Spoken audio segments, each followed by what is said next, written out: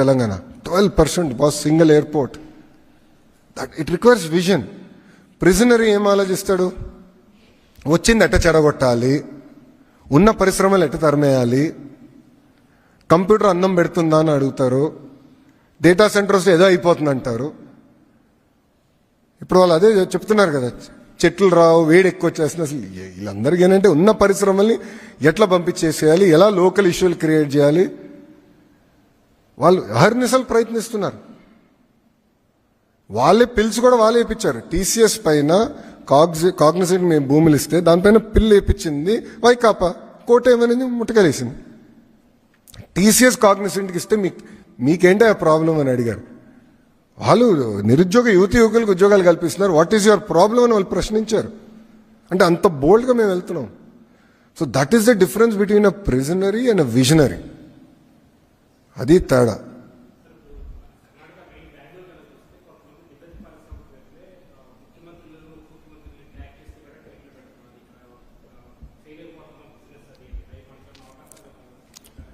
నవంబర్లో ఆ అనౌన్స్మెంట్స్ కూడా ఉంటాయి. నవంబర్ మాసంలో ఆ అనౌన్స్మెంట్స్ కూడా ఉంటాయి. అసలు ఏ ఒక్క పెట్టుబడులను కూడా మేము వదిలేసుకునేందుకు సిద్ధంగా లేం. Every rupee matters, every investment matters. Bus ఇదే మనుషుల మాట ఎన్నుంటే, నేను ఆనాడు చంద్రబాబు నాయుడు గారు ఎన్నుంటే ఐఎస్బి వచ్చేది కాదు. అంత ల్యాండ్ అవసరమా ఐఎస్బికి అన్నారు. ఇప్పుడు చూడండి the kind of economic activity that ISB does. takes a certain amount of vision, boss. So we are not willing to lose even one investment. నేను ఎక్కడైనా కానీ ఒక ఇన్వెస్ట్మెంట్ పక్క రాష్ట్రంకి వెళ్తుంది, పొరపాటున ఎక్కడో మన దగ్గర స్లో అయిందని నాకు వినపడితే నేనే ఫోన్ చేసి సారీ బాస్ తప్పయింది, ఎక్కడ జరిగిందో వీల్ కరెక్ట్, ఇమ్మీడియట్గా మేము ముందు తీసుకెళ్తాం. We're not taking anything light. Because overall ecosystem అనేది చాలా అవసరం. It is not just about one company one investment, overall ecosystem. అందుకే చెప్పా, వర్టికల్ హారిజాంటల్ ఇంటిగ్రేషన్ అవుతేనే ఒక వైబ్రెన్సీ వస్తుంది. అప్పుడే $2.4 trillion ఎకానమీ మనం క్రియేట్ చేయగలుగుతాం.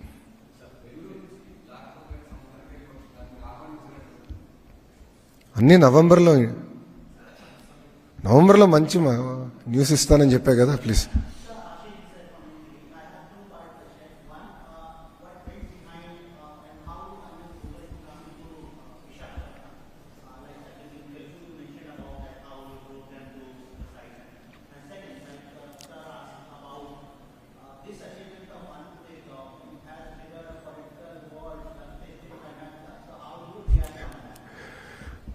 Thank you.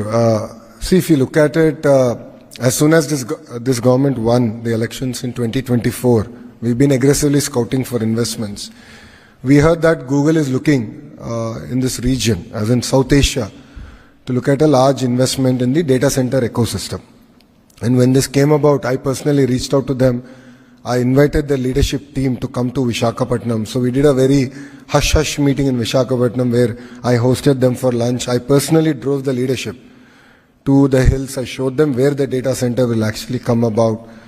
After that, a follow-up visit by me to the Google Cloud office in the Bay Area.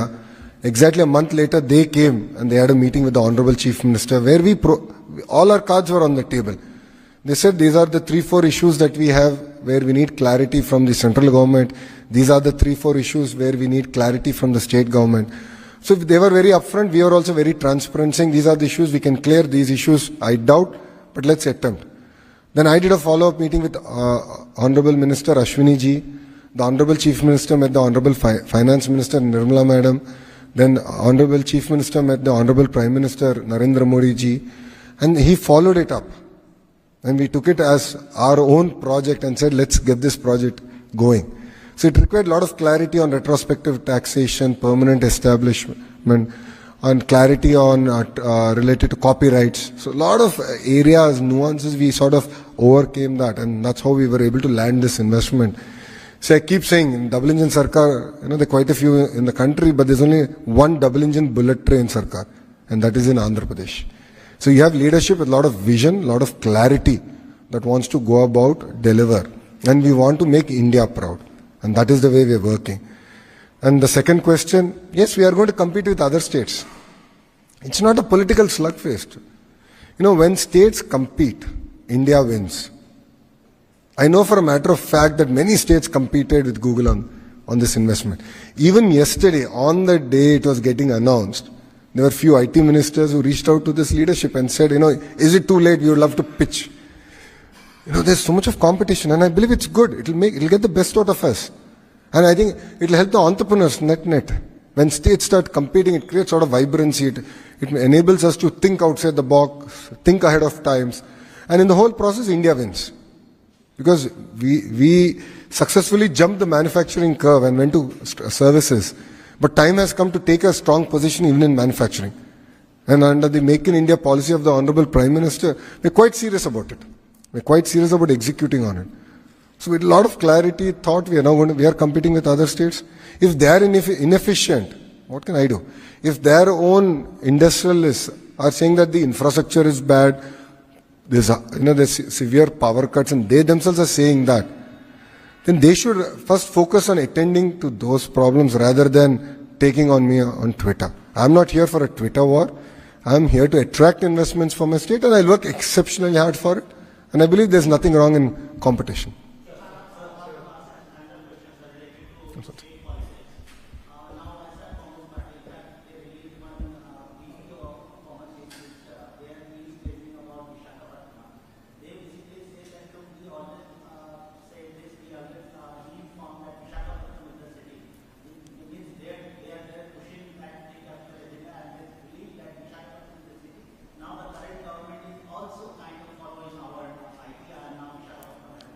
As you said in their own statement, they have always said. They have not acted on it.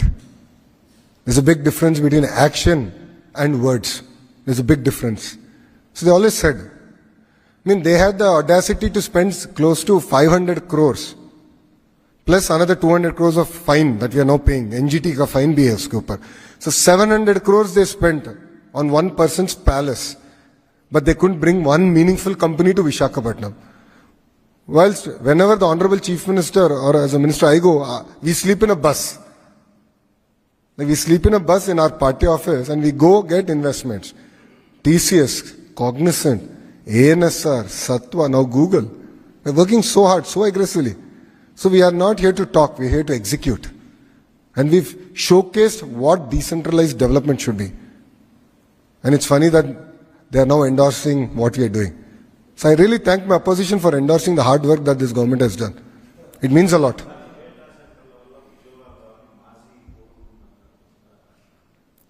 అదే కదా boss, ఇప్పుడు ఆ రోజు IT మంత్రిని ఎట్లా troll చేశారో మనందరం చూసాం.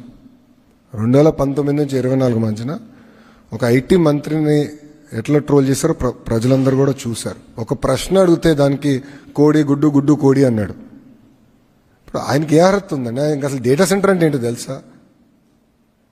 విచిత్రం ఏంటంటే ఒక ఐటీ సంస్థ ఆయన అడిగింది, సార్ మాకు ఇప్పుడు కొంచెం దూరం ఉన్నాం, పబ్లిక్ ట్రాన్స్పోర్టేషన్ లేదు, పబ్లిక్ ట్రాన్స్పోర్టేషన్ వేయండి అంటే బస్సులు వేయండి అని కోరారు. అది కూడా ఆయన చేయలేకపోయాడు boss. He couldn't do that. 2 years వాళ్ళు అడిగితే అది చేయలేకపోయాడు ఆయన.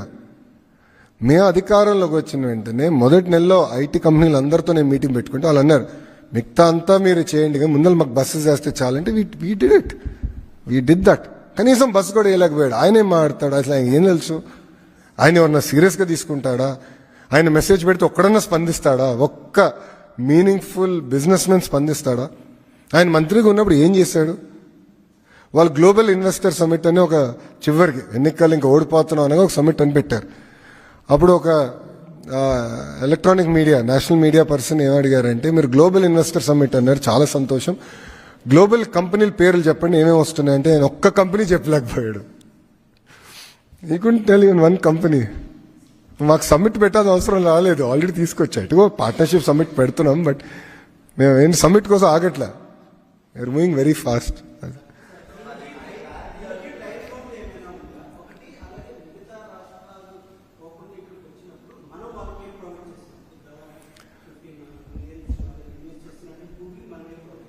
ఇప్పుడు మొదటి ప్రశ్న ఏంటంటే 5 సంవత్సరాల్లో 15 బిలియన్ డిప్లై అయిపోతుంది. 5 years మొత్తం ప్రాజెక్ట్ ఈ ఫేజ్ పూర్తవుతుంది. నంబర్ 1. నంబర్ 2, ప్రధానంగా మనం ఇచ్చేది ఏంటంటే క్యాపిటల్ సబ్సిడీ. క్యాపిటల్ సబ్సిడీ అనేది ఇతర రాష్ట్రాలతో కూడా మనం పోటీపడి క్యాపిటల్ సబ్సిడీ ఇస్తాం. 3వది, డేటా సెంటర్ కావాల్సింది ఏంటంటే మొత్తం పవర్ లైన్స్, ఆ ఎకో సిస్టమ్ మొత్తం బిల్డప్ చేయాలి. దానికి ఈ ఇన్వెస్ట్మెంట్లో వాళ్ళు పెట్టుబడులు పెడుతున్నారు. దాంట్లో సుమారుగా ఒక 7 or 10% సబ్సిడీ మనం ఇస్తున్నాం. ఎందుకంటే ఒక లైన్ వచ్చిందంటే అది కేవలం గూగుల్ కాదు, మొత్తం ఎకో సిస్టమ్కి వస్తుంది. సో అట్లా పెట్టుబడి పెడుతున్నాం. పవర్లో ఏపీఈఆర్సీ రెగ్యులేటరీ కమిషన్ ఏదైతే రేట్ ఫిక్స్ చేస్తుందో దానిపైన ఒక సబ్సిడీ ఇస్తున్నాం. That's it.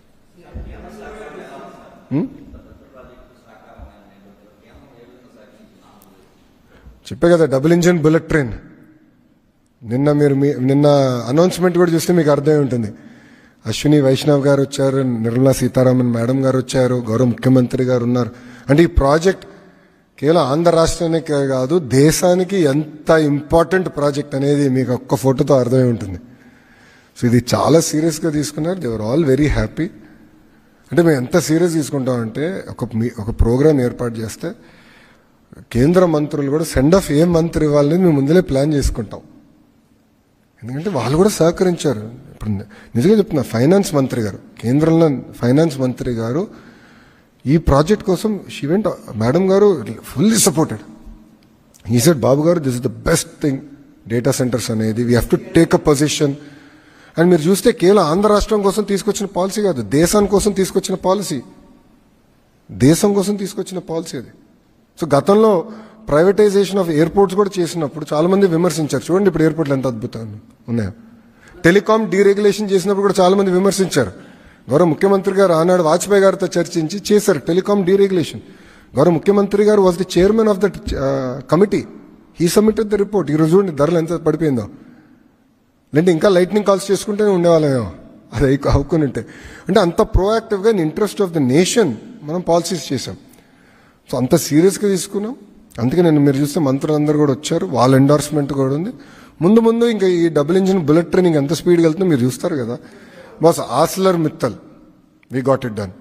విశాఖ ఉక్కుని ప్రైవేటీకరణ జరగకుండా మేము ఆపాం. రైల్వే జోన్ పూర్తి చేసాం. బల్క్ డ్రగ్ పార్క్ నోడ్కి శంకుస్థాపన చేసాం. ఎన్టీపీసీ గ్రీన్ ప్రాజెక్ట్ చేసాం. బీపీసీఎల్ రిఫైనరీకి ఇప్పుడు మనం శంకుస్థాపన అయిపోతున్నాం. అంటే డబుల్ ఇంజిన్ బుల్లెట్ ట్రైన్ ఏ స్పీడ్లో పరిగెడుతుందో ఇది ఉదాహరణ. అండ్ ఈ ప్రభుత్వ అధికారంలోకి వచ్చి కేవలం 17 నెలలు అయింది, 17 నెలలు అయింది. అట్లా పనిచేస్తున్నాం. మంచిగా అబ్సల్యూట్లీ.